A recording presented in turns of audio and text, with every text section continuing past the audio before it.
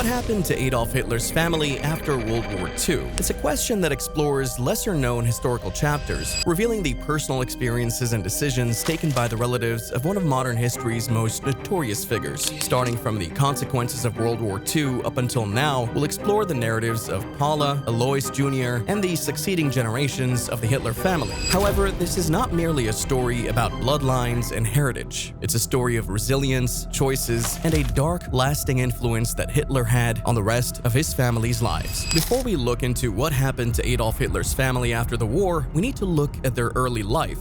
Hitler's immediate family included his parents, Alois Hitler Sr. and Clara Hitler, and his siblings Gustav, Ida, Otto, Edmund, Paula, and Alois Jr. In 1885, Hitler's father, Alois, got engaged to Clara Polzel. They had 6 kids, but only Hitler, Paula, and Alois Jr. made it to adulthood, as the other kids all died when they were young. Hitler was born on April 20th, 1889, in Braunau am Inn, Austria-Hungary. Growing up, his relationship with his father was difficult, with Alois Sr. being authoritarian, abusive to his children, and frequently relocating. Through Adolf's childhood, the Hitler family relocated several times, from Braunau am Inn to Passau, Lambach, Leonding, and eventually Linz. Despite these difficulties, he maintained a close relationship with his mother, who encouraged his artistic interests and ambitions. These formative years influenced Adolf's vision and ambitions, providing the framework for his eventual dictatorship.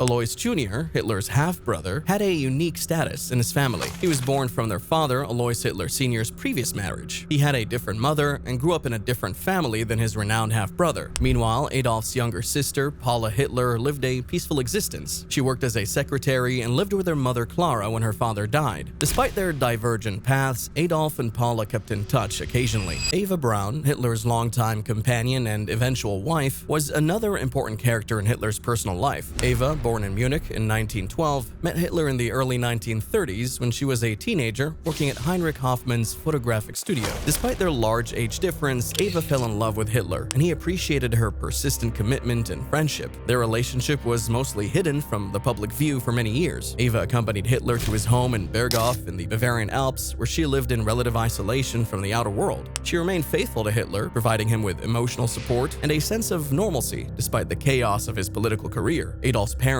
Clara and Alois Hitler Sr., experienced enormous hardships as their son rose to power and the subsequent tragedy of World War II. His father died in 1903. His mother, Clara, who's known for her loving and supporting attitude towards Adolf, died in 1907, several years before Hitler came to power. Their deaths prevented them from witnessing their son's atrocities throughout the war and the consequences that the Hitler family experienced. As Hitler grew to power and pushed Europe into war, his remaining family members led mostly separate lifestyles. They had no idea how closely their destiny would be tied to the course of history. Adolf Hitler's immediate family endured a variety of fates following World War II. While some, such as Paula and Alois Jr., faced an uncertain future during the war, others were dealing with the fallout from their relationships with one of history's most hated characters. Paula Hitler, his younger sister, had a very private existence before and after World War II. Despite her brother's notoriety, Paula maintained a low profile and didn't directly participate in his political activities. However, she was interrogated by Allied forces after the war, and she denied knowing of her brother's atrocities. Paula lived quietly in Germany until she died in 1960 due to a stroke at the age of 64.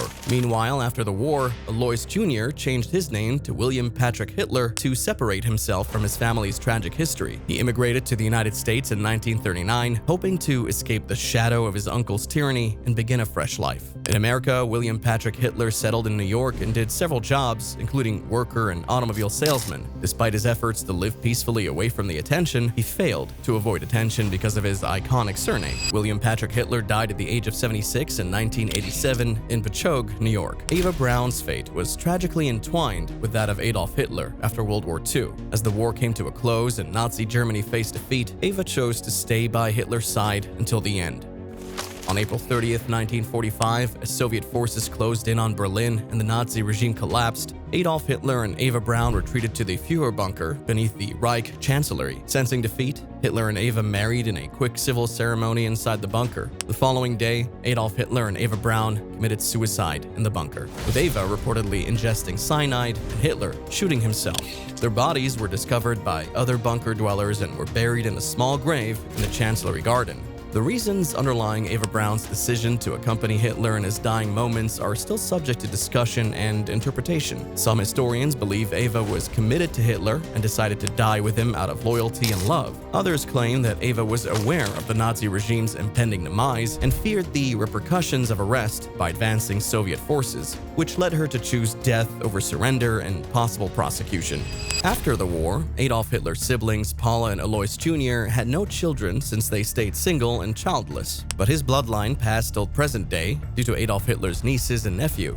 Adolf's niece, Angela Hitler, married Leo Robal and had 3 children, Leo, Gelly, and Elfried. Gelly died tragically by suicide, leaving no descendants. However, Leo and Elfried had their own offspring carrying on the Hitler bloodline. Leo Robal's son, Peter Robal, led a quiet life away from the spotlight projected by his iconic uncle. Similarly, Elfried's son, Heiner Hochiger, preferred to live a tranquil life away from the shadow of Adolf Hitler's history. Despite their genealogical ties to one of history's most despised characters, Hitler's descendants have mostly opted to live quietly, avoiding the infamy that comes with their surname. Their experiences remind us that the crimes of the past did not define the present generation. Adolf Hitler's closest family members may have died or decided to live peaceful lives after the war, but the story doesn't end there. There are still living descendants of the infamous dictator, who, despite sharing a lineage, have taken wildly different paths. Peter Robal, Heiner Hochiger, Alexander, Louis, and Brian Stewart Houston are the remaining 5 people who can claim a direct link to Adolf Hitler.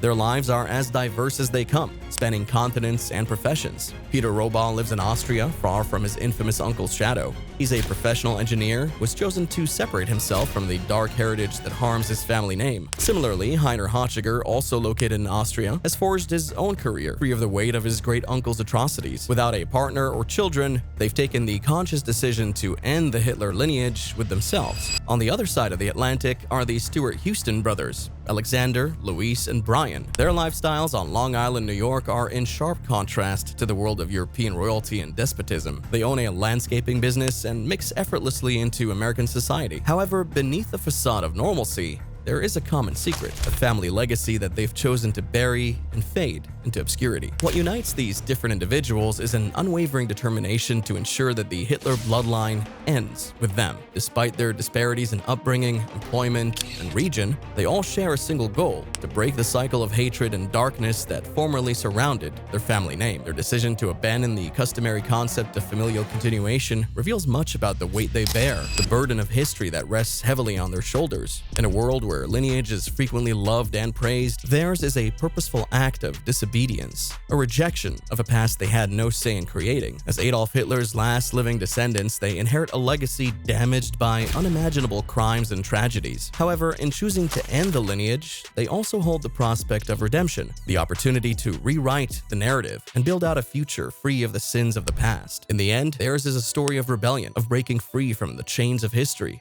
and forging a new path. And while the name Hitler may forever be associated with evil, Adolf Hitler's surviving descendants provide a ray of hope, demonstrating the endurance of the human spirit and the power of choice.